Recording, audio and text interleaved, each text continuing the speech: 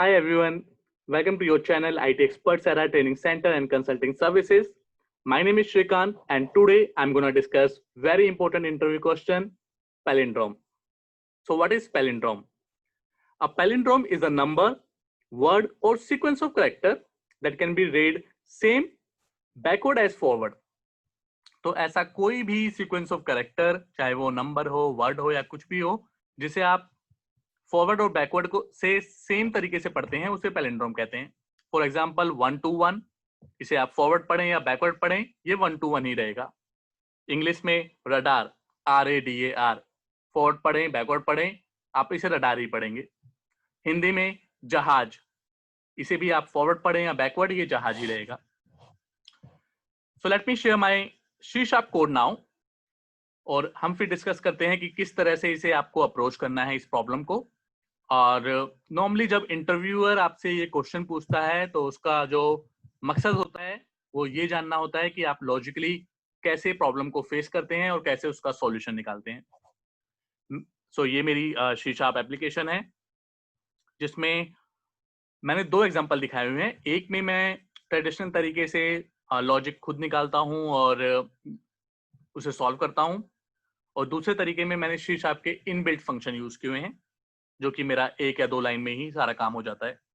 But जब interview में आपसे क्वेश्चन पूछा जाए तो आप इसे एग्जांपल 1 को ही यूज करें, बिकॉज इसमें आपका लॉजिकल माइंड भी पता चलेगा कि आप कैसे किसी भी क्वेश्चन को अप्रोच करते हैं। तो सबसे पहले मैं एप्लीकेशन को रन करता हूं और सीधा आपको दिखाता हूं कि मेरी एप्लीकेशन वर्क भी कर रही है या नहीं। तो मैंने एप्लीकेशन रन कर दी है। अब मैं आपको दिखाऊंगा 3443, ये एक पैलिंड्रोम है, क्योंकि आप इसे फॉरवर्ड रीड करें या बैकवर्ड रीड करें, ये 3443 रहेगा। मैंने एंटर किया एंड मेरा आंसर आया number is palindrome which is correct. So positive scenario तो हमने पास कर लिया, बट हर टेस्ट के 2 सिनेरियो होते हैं, एक पॉजिटिव और एक negative. So now I am gonna share a negative scenario. So अब मैं दोबारा से अपनी एप्लीकेशन रन करूंगा। Let me run this application.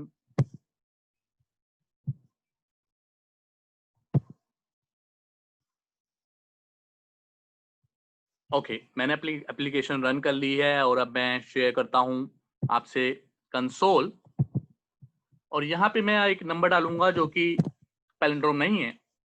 तो इस नेगेटिव सिनेरियो में इसे बताना चाहिए नंबर इज नॉट पैलिंड्रोम, तो नंबर इज नॉट पैलिंड्रोम, तो इसका मतलब मेरी एप्लीकेशन सही काम कर रही है। ओके, सो अब मैं आपको बताता हूं कि ये मैंने कोड किस तरह से लिखा है, और जब भी इस तरह का क्वेश्चन आए तो उसे आपको किस तरह से अप्रोच करना है। तो सबसे पहले पढ़ते हैं कि मैंने कोड में क्या लिखा है। सबसे पहले मैंने कुछ वेरिएबल्स इनिशियलाइज किए हैं, नंबर, रिमाइंडर, सम, टेम्प, एक्सेट्रा। फिर मैं यूजर से पूछ रहा हूँ कि एक नंबर आप एंटर कीजिए जो जिसको मुझे बताना है कि वो पैलिंड्रोम है या नहीं है। फिर यूजर ने नंबर एंटर किया तो मैंने उस नंबर को एक टेम्प में स्टोर कर लिया, जिससे कि मैं लास्ट में इससे नंबर से कंपेयर कर सकूं। अब उसके बाद मैंने एक वाइल लूप चलाया। वाइल लूप उस नंबर पे चलाया जिसको मुझे रिवर्स करना है। अब इसका सारा गेम ही रिवर्स करने का है, क्योंकि मुझे बताना है कि भाई रिवर्स करने के बाद भी नंबर सेम आ रहा है या नहीं आ रहा। तो इसके लिए मैंने वाइल लूप लिया और फोर लूप नहीं लिया। क्यों नहीं लिया? क्योंकि आपको जब भी इस तरह का क्वेश्चन आए जहां पे आपको नंबर ऑफ आइटरेशन ना पता हो, आपको वाइल लूप ही लगाना है और लगाना ही पड़ेगा।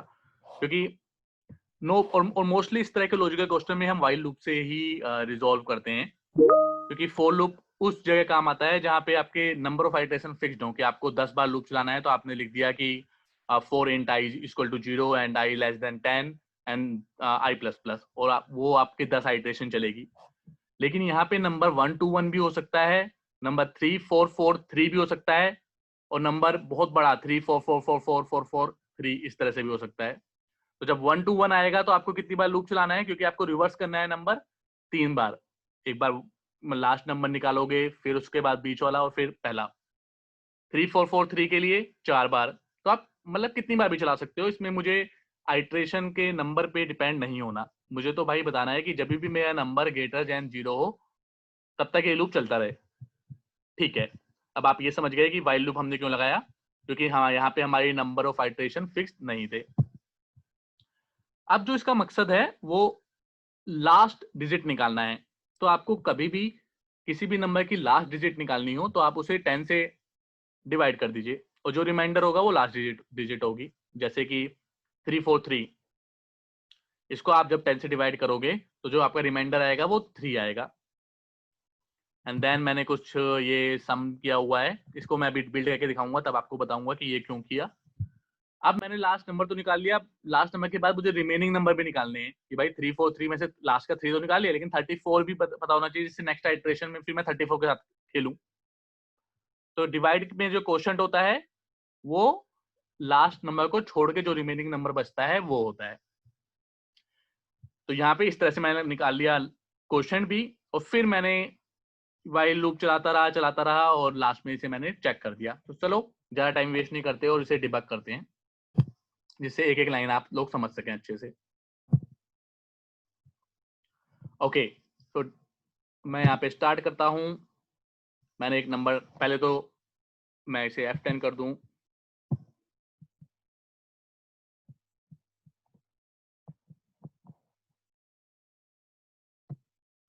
ओके, मैंने F10 किया, कुछ वेरिएबल डिक्लेयर किए हैं, एंटर बोला है यूजर से कि अपना एक नंबर एंटर करो, और उस नंबर को मैंने पार्स कर लिया है। तो मैं यहाँ पे नंबर एंटर कर रहा हूँ 3443। अब नंबर पार्स होते ही अगर आप चेक करेंगे तो अभी टेम्प में 0 है, और जो नंबर मैंने एंटर किया है वो 3443 एंटर किया है। अब मैं इसे F10 करता हूँ। अब मैंने ये नंबर टेम्परेरी वेरिएबल में जो मैंने ऊपर डिक्लेयर किया था उसमें सेव कर लिया है, तो ये नंबर सुरक्षित है मेरे पास, और लास्ट में मैं इसे कंपेयर करूंगा यहाँ पे नीचे। अब मुझे क्या करना है, इस नंबर को रिवर्स करना है। अब नंबर को रिवर्स करने के लिए मुझे जैसे मैं 121, एक जैसे ये 3443 है, तो मुझे क्या चाहिए, मुझे लास्ट नंबर चाहिए, क्योंकि मुझे उल्टा करना है तो उल्टे को सबसे पहले लगाना है। तो मैंने क्या किया, नंबर 3443 है, F10 किया। अब मैंने रिमाइंडर निकाल लिया। मैंने बताया कि आपको कभी भी आप 10 से किसी चीज को डिवाइड करेंगे तो जो रिमाइंडर आएगा वो लास्ट नंबर आएगा हमेशा। तो इसका लास्ट नंबर 3443 का लास्ट नंबर 3 था, तो वो आ गया। अब एक यहाँ पे मैंने थोड़ा सा दिमाग लगाया है, थोड़ा सा लॉजिक लगाया है कि मुझे नंबर बनाना है। तो नंबर बनाने के लिए मैंने एक सम वेरिएबल लिया जिसकी इनिशियल वैल्यू 0 थी, और मैं कह रहा हूँ सम इंटू 10 कर दो और प्लस रिमाइंडर, जो भी रिमाइंडर आता रहा है मेरा यहाँ पे निकाल के, हम रिमाइंडर हमेशा सिंगल डिजिट में आएगा क्योंकि मैं एक एक करके डिजिट निकाल रहा हूँ, उसको सम से ऐड कर दो, और सम को पहले 10 से मल्टीप्लाई करो फिर बाद में रिमाइंडर ऐड कर लो। तो अभी सम 0 है, रिमाइंडर 3 है, लास्ट डिजिट है ये। अब मैं F10 करता हूँ तो सम आ गया मेरा 3। अब मुझे, अब इस नंबर का काम हो गया। अब मुझे नंबर चेंज कर देना है, नंबर में क्या बचना चाहिए, अब 3443 की जगह 3 का काम हो गया है, अब मुझे 344 चाहिए, तो मैंने उसे डिवाइड करके क्वोशंट निकाल लिया। तो अगर आप देखेंगे तो 344 हो गया। अब एक सेकंड, अब दोबारा से लूप चलेगा, और अब ये जा रहा है दोबारा, हम 344 का रिमाइंडर निकालेगा, और क्या बचा 4, इसने पीछे से एक डिजिट और निकाल दी 4। अब इस बार सम की वैल्यू 0 नहीं है, सम की वैल्यू ऑलरेडी मैंने रिमाइंडर ऐड कर लिया था, सम की वैल्यू होगी 3, और 3 इंटू 10 हो जाएगा 30, प्लस जो भी रिमाइंडर आया है नया नया रिमाइंडर क्या आया है 4। तो अगर मैं रिमाइंडर चेक करूं तो 4 आएगा, हमेशा एक एक डिजिट आएगा रिमाइंडर जो कि रिवर्स में होगा। तो अब 30 इंटू 30 प्लस 4 हो जाएगा 34, सम कितना हो गया मेरा 34, आप देख सकते हैं। सेम अब मुझे फिर से अगले नंबर पे बढ़ना है, तो मैंने डिवाइड करके निकाल लिया, 334 से बचा 34, फिर से वही, इस बार क्या होगा सम 344, क्यों, क्योंकि पहले सम था 34, फिर उसे 10 से इंटू किया 340 एंड देन प्लस 4 344। अगेन इस तरह से नंबर करते करते हमारा नंबर पूरा रिवर्स हो जाएगा और लास्ट में बचेगा 0। अब जब 0 बचेगा तो ये लूप चलेगा नहीं, क्योंकि मैंने लूप में लगा रखा है अगर नंबर 0 से बड़ा हो तभी चले। और इस तरह से ये नंबर आ गया। अब ये टाइम से कंपेयर करेगा, इसने कंपेयर किया कि अच्छा नंबर तो इक्वल ही है, रिवर्स करके, और कंसोल और राइट लाइन में लिख देगा कि नंबर इज पैलिंड्रोम। तो मैंने नंबर को लिखवा दिया है इस पैलिंड्रोम, और अब ये इस तरह से लॉजिक काम करता है। तो अब जो इसमें सबसे बड़ा कैच है वो कैच यही है कि वाइल लूप का, कि आपको नंबर को रिवर्स करना आना चाहिए। तो नंबर को रिवर्स करने के लिए आप दो चीज इंपॉर्टेंट रखिए। रिमाइंडर जो अभी भी आप 10 से डिवाइड करेंगे तो जो रिमाइंडर होगा वो लास्ट डिजिट होगा, और रिमाइंडर के अलावा बाकी जो क्वोशंट होगा वो लास्ट डिजिट हटा के जो भी डिजिट रहेगी वो क्वोशंट होगा। तो ये तो हो गया एक सिंपल तरीका, नॉट सिंपल तरीका, एक ट्रेडिशनल तरीका पैलिंड्रोम को सॉल्व करने का। अब मैं एक दूसरा तरीका बताता हूँ। उस तरीके के जानने के लिए मैं इस जो सारा चीजें जो मैंने बनाई है इसे मैं क्या कर दूंगा, कमेंट। और चलते हैं एक दूसरे मेथड की तरफ जो कि बहुत ही सिंपल मेथड है। ये है मेथड 2। इसे मैं अनकमेंट करता हूं। तो इसमें आप क्या देखेंगे, सी शार्प के पास बहुत सारे इनबिल्ट फंक्शन होते हैं। तो मैंने क्या किया है, मेरे पास एक नंबर आया, एनयूएम में नंबर है, जो भी नंबर डालूंगा ऊपर मैंने आपको दिखाया था कि वो नंबर में मैं सेव कर ले रहा हूं। और ये क्या करेगा, ये अब ये टेम्परेरी नंबर निकालेगा। तो टेम्परेरी नंबर निकालने के लिए उस बार मैंने क्या किया था, नंबर को सिंपल मैंने टेम्परेरी में सेव कर लिया था और नंबर के साथ मैंने गेम खेला था। इस बार मैं टेम्परेरी नंबर में रिवर्स नंबर सेव कराऊंगा। तो रिवर्स नंबर सेव कराने के लिए सी शार्प के पास एक फंक्शन होता है रिवर्स। ये क्या करता है, एरे को अपोजिट रिवर्स कर देता है बेसिकली। और आप जानते हैं कि नंबर जो है ये तो इंटीजर है, लेकिन स्ट्रिंग भी क्या होता है, एरे होता है कैरेक्टर का। तो आप जब भी नंबर को स्ट्रिंग में कन्वर्ट कर देंगे, तो अगर मैंने 3443 कर दिया तो एक्चुअली में ये एक एरे है 3443 इस नंबर का। तो मैंने क्या किया, मैंने एक स्ट्रिंगली बना दिया नंबर को और फिर उसे रिवर्स कर दिया। रिवर्स के बाद मैं कह रहा हूँ भैया अच्छा अब ये 2 एरे बन जाए, क्योंकि जो रिवर्स फंक्शन है ये बाय डिफॉल्ट आई इन्यूमरल रिटर्न करता है, ना कि एरे रिटर्न करता है। तो मैंने इसे एरे बना दिया और स्ट्रिंग में इसे कन्वर्ट कर लिया। तो स्ट्रिंग में कन्वर्ट करने के लिए मैंने स्ट्रिंग के कंस्ट्रक्टर का यूज किया है। तो आप सिंपल स्ट्रिंग के कंस्ट्रक्टर यहाँ पे यूज कर सकते हैं। इसके अंदर एक एरे लेता है, बहुत सारी चीजें लेता है, उनमें से एक एरे को भी लेता है, कैरेक्टर के एरे को। तो कैरेक्टर के एरे को आप डालिए, वो स्ट्रिंग में कन्वर्ट कर देगा। अब जो भी वैल्यू आई उसे मैंने दोबारा से इंटीजर में कन्वर्ट कर लिया और टेम्प वेरिएबल में सेव करा लिया। एक सिंगल लाइन में भी इसे कर सकते हैं, ये आपको नंबर रिवर्स कर देगा। अब अगर वो नंबर होता है नम के बराबर तो आप बोल देंगे नंबर इज पैलिंड्रोम, और अगर वो होता है नंबर के बराबर नहीं तो आप बोल देंगे number is not palindrome. As simple as that. चलिए मैं कोशिश करता हूँ कि मेरी एप्लीकेशन अभी हैंग हो रही है, बट मैं कोशिश करता हूँ इसे रन करके आपको दिखाने के। ओके, मेरी एप्लीकेशन चल चुकी है। तो अब मैं शेयर करता हूँ अपनी कंसोल।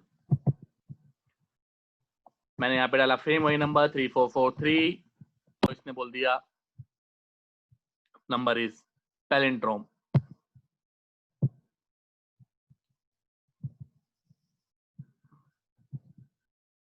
ओके, तो अभी मेरी स्क्रीन शेयर से हट चुकी है। मैं दोबारा से आपको ये रंग के दिखाता हूँ।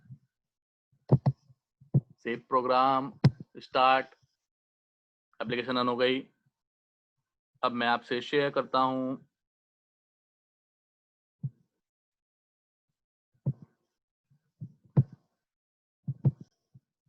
अब मैंने यहाँ पे लिखा सेम नंबर 3443।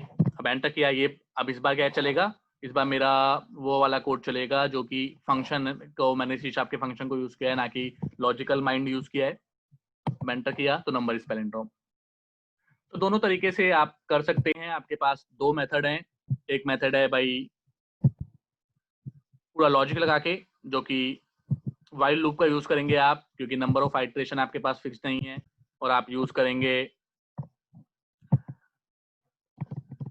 10 के मल्टीप्लायर्स का। 10 का से आप रिमाइंडर निकालेंगे और उसी 10 से का आप क्वोशंट निकालेंगे जो कि आपको वैल्यू देगा। और दूसरा तरीका है आप सी शार्प के बने बनाए फंक्शंस को यूज कर ले। तो इन दो तरीकों से आप पैलिंड्रोम फंक्शंस को और पैलिंड्रोम की प्रॉब्लम को सॉल्व कर सकते हैं। होपफुली आपको ये वीडियो पसंद आया होगा, आपको समझ में आया होगा कंसेप्ट। मैं इसी तरह से वीडियोस आपसे शेयर करता रहूंगा। Please do like my channel, my Facebook page. Go to the IT Experts Era Training Center and you will find a Facebook page there. Do like it, share your thoughts, and comment on my video, like आपको कौन से topic सीखने समझने हैं या सीखने हैं, मैं उन सबको आगे आने वाले वीडियो में जरूर से जरूर शेयर करूंगा. So thank you very much for watching my video. See you until next time. Bye bye. Signing off, Shrikant.